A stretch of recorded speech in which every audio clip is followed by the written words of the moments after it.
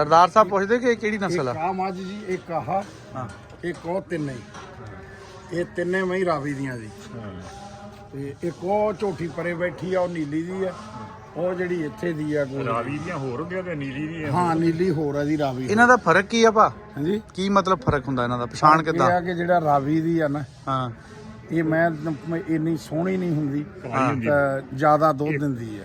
ਦੁੱਧ ਬਹੁਤਾ ਦਿੰਦੀ, ਸੋਹਣੀ ਇੰਨੀ ਨਹੀਂ ਹੁੰਦੀ। ਹਾਂਜੀ, ਇੱਕ ਰੰਗ ਕਾਲੀ ਹੁੰਦੀ ਤੇ ਜਿਹੜੀ ਨੀਲੀ ਦੀ ਹੁੰਦੀ ਆ, ਇਹ ਸੋਹਣੀ ਵੀ ਬਹੁਤ ਹੁੰਦੀ, ਦੁੱਧ ਵੀ ਬਹੁਤ ਦਿੰਦੀ। ਚਮੜੀ ਕਿੱਦਾਂ ਹੁੰਦੀ ਇਹਨਾਂ ਦੀ? ਚਮੜੀ ਬਰੀਕ ਹੁੰਦੀ ਇਹਨਾਂ ਦੋਵਾਂ ਦੀ, ਰਾਵੀ ਦੀ ਵੀ ਨੀਲੀ ਦੀ ਵੀ? ਹਾਂਜੀ।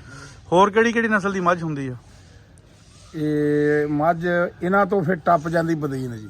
ਬਦੀਨ? ਬਦੀਨ ਜੀ ਸਿੰਧ ਦੇ ਵਿੱਚ ਅੱਛਾ ਅੱਛਾ ਅੱਛਾ। ਬਦੀਨ ਦੀ ਉਹ ਮੈਂ ਬਹੁਤ ਲੰਮੀ ਲਾਮ ਕਰ ਜਾਂਦੀ, ਹਾਂ ਹਾਂ ਹਾਂ। ਪਰ ਬਹੁਤ ਚੰਗੀ ਹੈ। ਅੱਛਾ, ਉਹਦੀ ਕੀ ਪਛਾਣ ਹੁੰਦੀ ਆ?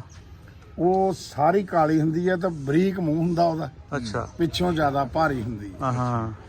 ਉਹ ਲਾਮ ਬਹੁਤ ਦੁੱਧ ਦੇ ਦਿੰਦੀ ਹੈ। ਯਾਨੀ ਕਿ 9ਵੇਂ ਮਹੀਨੇ ਤੱਕ ਵੀ ਦੇ ਸਕਦੀ ਆ? ਨਹੀਂ, 9ਵੇਂ ਮਹੀਨੇ ਤੱਕ ਤਾਂ ਉਹ ਮੈਂ ਛੱਡੀ ਨਹੀਂ ਇੱਕ ਦਿਨ ਵੀ। ਅਸੀਂ ਅੱਛਾ। ਅੱਜ 12 ਸਿਰ ਚੋਇਆ, ਸਵੇਰ ਨੂੰ ਸੂ ਪਈ ਹੈ। ਅੱਛਾ। ਹੂੰ। ਲਾਮ ਹੁੰਦੀ ਆ ਜਿਹੜੀ, ਮੈਂ 2 ਸਾਲ 2.5 ਸਾਲ 3 ਸਾਲ ਮੈਂ ਰੁਟੀਨ ਨਾਲ ਚੱਲੇ, ਉਹਨੂੰ ਅਸੀਂ ਕਹਿੰਦੇ ਲਾਮ ਵਾਲੀ ਕਿਦਾਂ? ਇਹ ਵੀ ਸੂਈ ਹੋਈ ਆ ਜੀ, ਇਹਦਾ ਵੀ ਬੱਚਾ ਮਰ ਗਿਆ, ਉਹਦਾ ਵੀ ਬੱਚਾ ਮਰ ਗਿਆ। ਇਹ ਘਰ ਹੀ ਰੱਖੀਆਂ ਹੋਈਆਂ, ਉਹ ਮੈਂ ਨਿਕਲੀ ਨਹੀਂ। ਇਹ ਕਿੰਨਾ ਦੁੱਧ ਦਿੰਦੀਆਂ?